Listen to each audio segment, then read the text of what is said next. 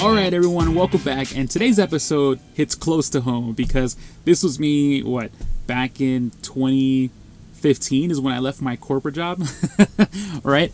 And so I want to share with you a couple tips that helped me along the way. So that way, if you're on the fence and you're really thinking about starting a business, what you can do to finally say, you know what, I'm done with this 9 to 5. I want to go all in and start your business. And you know what, let me give you a high five if you're thinking about that right now, because I read a statistic that only 7% of the world's population, right, out of all the billions of people, only 7% ever actually start a business. And so right there, if you just have that idea, you're already kind of a renegade. You're already going against the grain, and that's something that's beautiful. So pat yourself on the back and feel good about yourself. And you might have a crazy idea, it might fail, but the fact that you're courageous enough to allow yourself to have that idea is pretty awesome. So anyways, let's go back to how do we actually do this, right? Now, before I get into some tips and strategies that you can implement for yourself, with me, I actually wanted to leave my job about a year and a half prior to when I actually did it. But what was stopping me were pretty much the same thoughts that are probably going through your head right now. Meaning, how am I going to make money? How am I going to survive? What if I fail? What if, no one supports me? What if I lose everything? In my job, I had a steady paycheck. Right, I knew that every 2 weeks or so I was getting paid. I knew that I had benefits.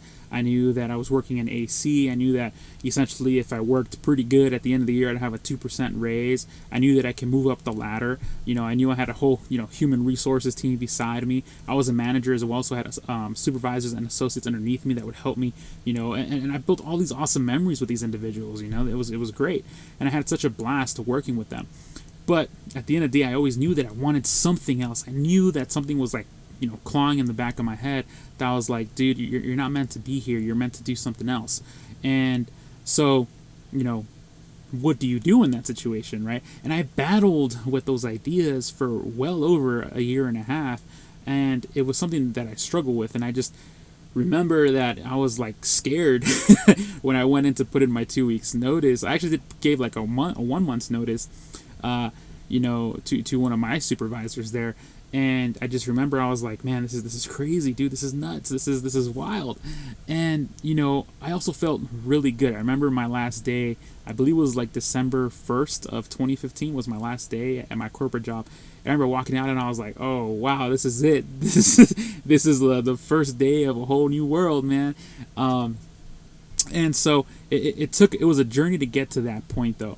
And thankfully, I had, my first client. He opened up, his house to me. I moved into a spare bedroom, and he was like, look, I got this business idea. I just have a logo and an idea, and I get to work, So I'm very thankful, for him for allowing me to do that.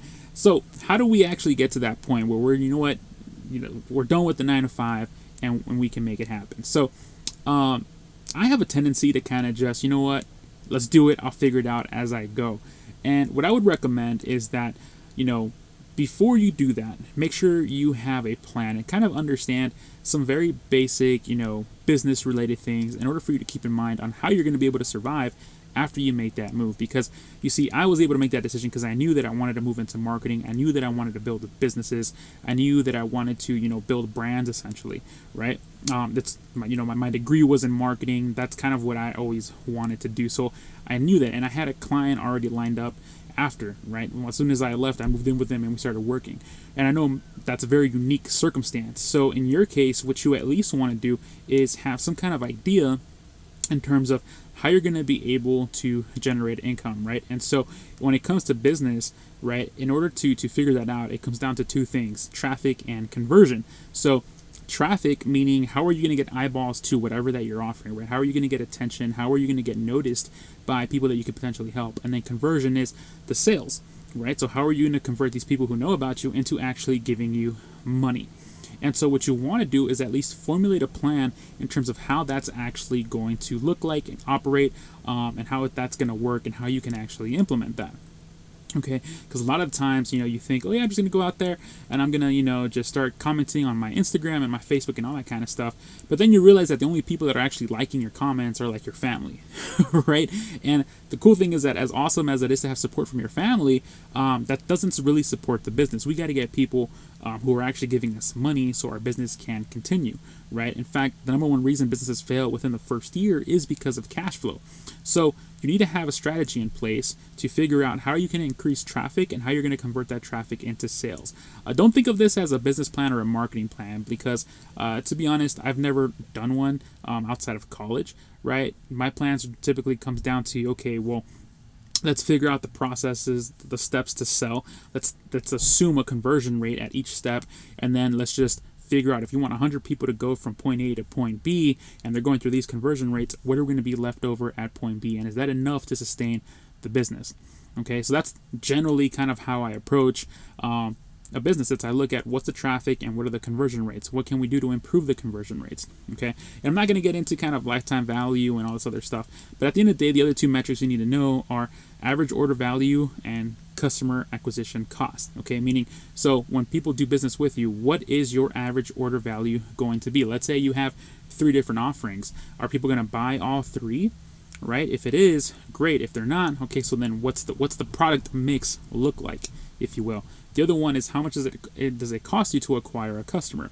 So as long as your average order value is greater than your customer acquisition cost, you're in business. You're good. If it costs you more to acquire a customer than what you're selling, that's bad because now you're losing money, right? Money's coming out of your pocket. So you at least want to have a plan.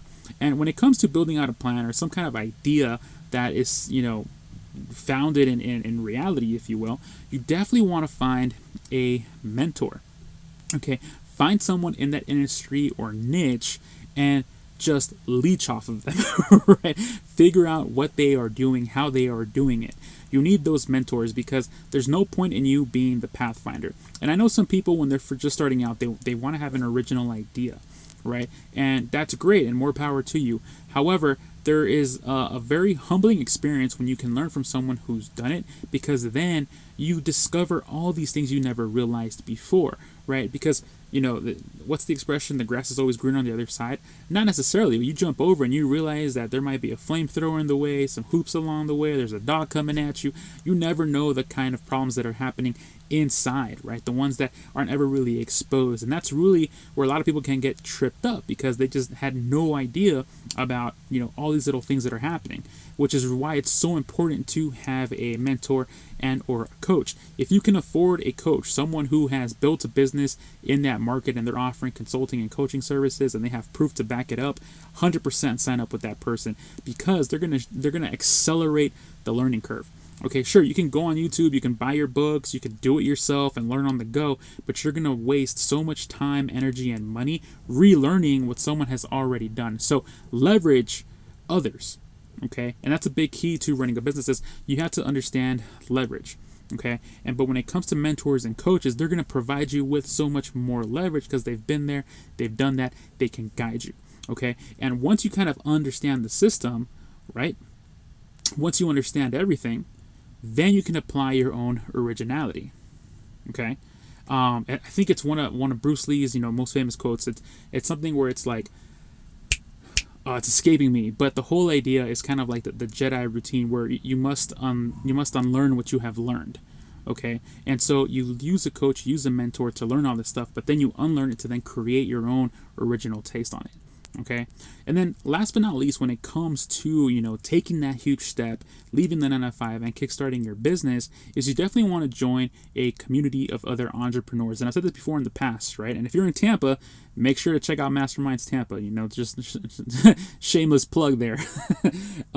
But you definitely want to have a community of entrepreneurs around you because then you can bounce ideas off of them. You can kind of understand how they are approaching the marketing from their angles. You can it's a complete support system, right? Because once you get onto this path of entrepreneurship, you're going to find out very quickly that you're going to be is just on your computer surrounded by 4 walls and you're trying to be CEO, plumber, marketing, accountant, all these different things, and at some point you're gonna get overwhelmed, and that's okay.